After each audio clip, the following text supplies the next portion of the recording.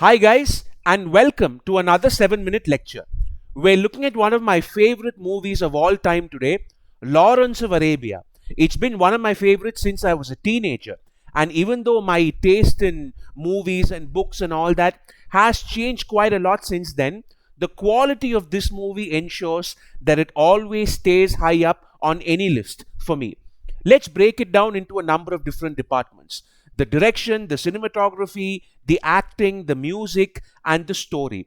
This is a case where every single facet works, and the movie ranks right up there with the best when it comes to any one of these.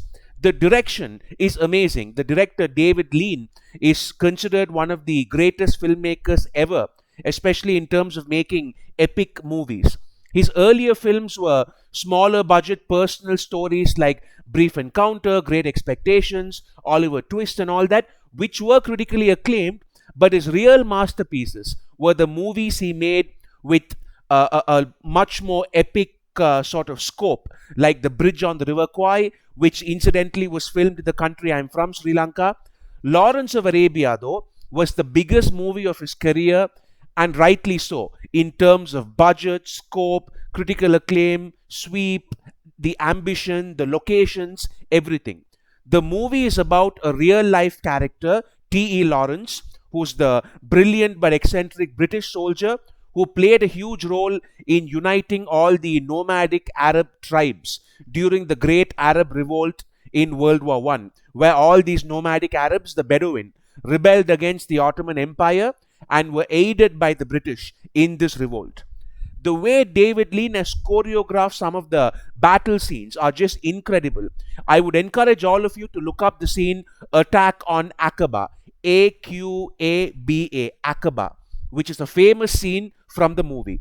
Aqaba is a coastal city in real life in Jordan, and Lawrence really did rally many of the Bedouin tribes into invading it.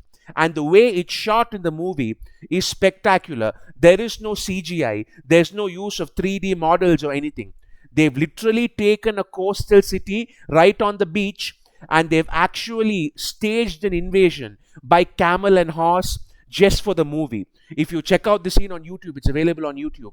It's a short clip, only about 2 or 3 minutes. You will see how well that entire thing is filmed, where we as the viewer see the entire city from a distant vantage point, and we see the hundreds, if not thousands, of horses and camels riding in to conquer the place. The fact that they were able to shoot something like this in 1962 is just amazing. Speaking of that, the cinematography in this movie is probably the best example of camera work in cinema. You really feel like you're in the desert with all that heat and dryness. There's a scene where Lawrence is at a well and he sees someone approaching from really far away. And this, once again, a scene that has to be kind of seen and experienced for you to know what I'm talking about. Words don't do justice to it at all. All you see is a speck on the horizon, and slowly but steadily, you see that speck turning into a thicker dot. And you then see the dot slowly taking the shape of a human rider. And as that dot keeps coming closer and closer to us from the horizon, we even see the mirage beneath it, where it's almost like the rider is approaching us with a horse that's walking on water. It's full of incredible visual, majestic moments like this. Today's cinema does have scenes and tricks like that because anything's possible with CGI. So this whole idea of a huge landscape and then seeing two tiny dots trek across that landscape, and we then realize that those two ants are actually humans, and it's the vastness of the desert that makes them look so small. This trick is used a lot in modern movies, but never better than here. And what makes this all even more spellbinding is the music by Maurice Jarre. It fits the feel of the movie so well. There are times when it's slow and sweeping, where we get carried away by the beauty of the desert, and there are moments where it really pumps your adrenaline and gives you that excitement of a desert battle. And in the quieter scenes, the movie works just as well, because it's easy to make music that fits one mood where it's all grandness and epicness, but to then transition into a style of music where the personal emotional conflicts fit as well, that's much harder, and Maurice Jarre does such a perfect job.